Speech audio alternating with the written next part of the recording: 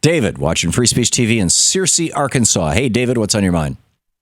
Hi, Tom. Enjoy your show on Free Speech TV and RT. Thank you. I'm just a lowly mushroom farmer from Arkansas and don't know much about the political ways and means. Is this possible? Is there a way? I was watching Stephanie Miller earlier today, and a gentleman called in, NRA member, seemed very knowledgeable and was against all the violence that's been happening. Is there any way that a private citizen, take for example that gentleman there that is a member of the NRA, right, to draft a law to be voted on, then have them hand that off to our Democratic presidential candidates, and by them going and having their events, getting people sign up for that to get it onto the ballot, and then let every state in the union vote on this. Right. Here's the problem, and this from this piece in Think Progress by Josh Israel, it's something called preemption.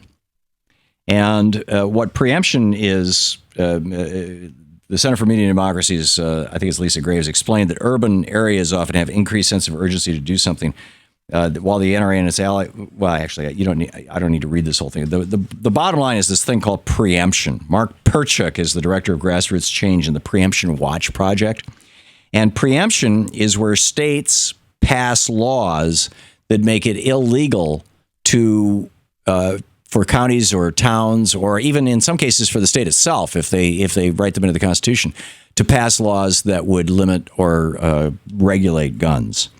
And this is something the tobacco industry essentially invented in 1985. And now these preemption laws are in most of the states. There's a map here. California does not have one. Illinois does not have one. New York, Massachusetts, New Jersey, and Connecticut don't have them, but it looks like pretty much, and Indiana. It looks like pretty much every other state in the United States has a preemption law that makes it, if not impossible, very difficult to regulate guns in those states. So, I mean, these guys have done their homework. They have nailed this stuff down hard. So it's just left up to the politicians. I know everybody talks about, wanting the politicians to do this, but if you have, three branches and at least one of them is controlled by a Republican, gun laws are never going to get passed. Bingo! I mean, the NRA has been investing their money well. We should get, I don't know if Sean or Louise are listening, but we should get Mark Perchuk, the director of the Grassroots Change and the Preemption Watch Project, on the program or on our TV show. It's about 2/3 of the way through the article by Josh Israel. The gun industry has systematically demolished regulators and avoided the fate of cigarettes over Think Progress.